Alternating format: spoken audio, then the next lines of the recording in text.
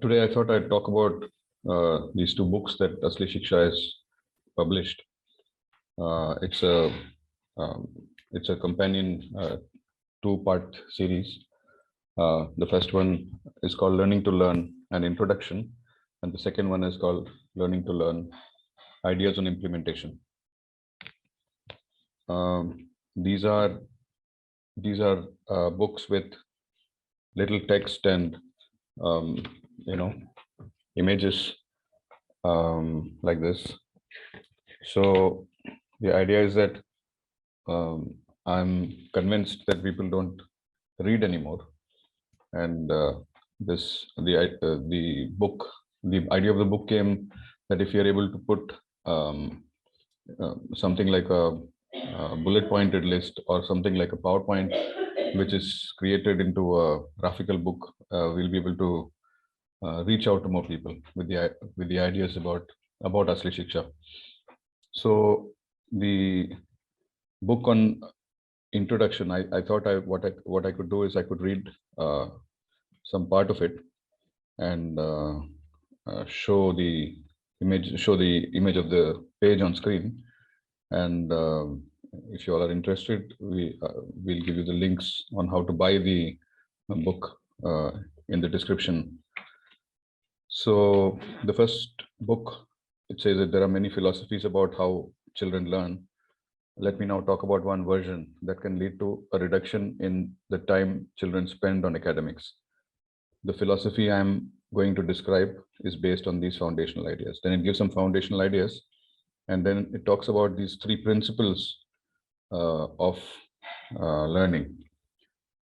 The philosophy claims that there are three principles of true teaching. Principle one, nothing can be taught. All learning happens within the child. No teacher can have direct control over it. The teacher is a helper and a guide. They can only attempt to draw the attention of the student to where the knowledge lies and thus assist him or her to see it. Principle two, the child must be induced to grow in accordance with his or her own nature. Forcing the child into the shape decided by the parent/teacher is barbarous. To force the nature to abandon its own dharma is to do it permanent harm. Principle three, work from the near to the far. The mind needs images that are part of the land and culture the child physically moves in. Heredity, surroundings, culture, country, soil, sights, sounds, habits, air, etc. are all factors that make up the basis of a person's nature.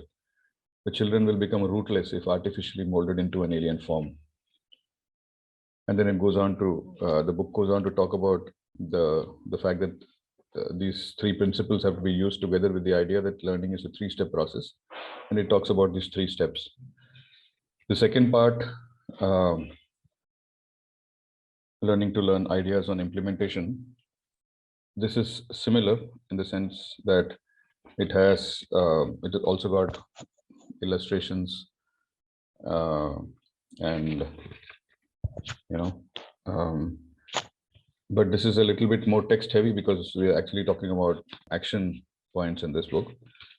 So I'll read part of this book as well so that you get a feel of this. Let me conclude with a reminiscence that is also a warning. As children, we grew up learning how to make many types of paper planes: ordinary, fast, rocket, etc.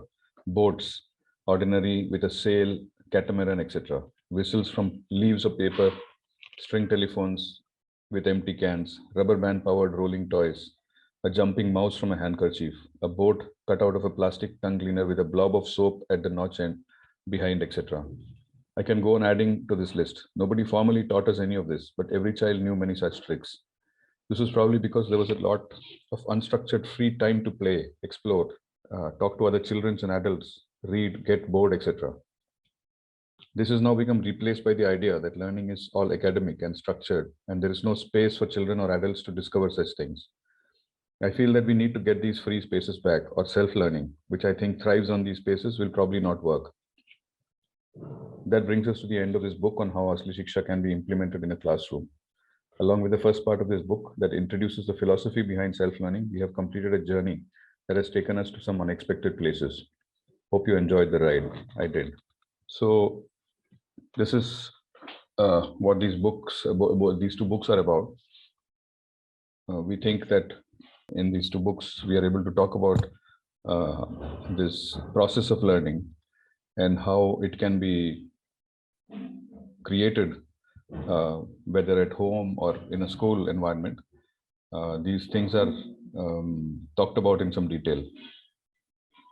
If you all go through these books and then there are more questions, we can on our website or here on YouTube, we can talk more about it.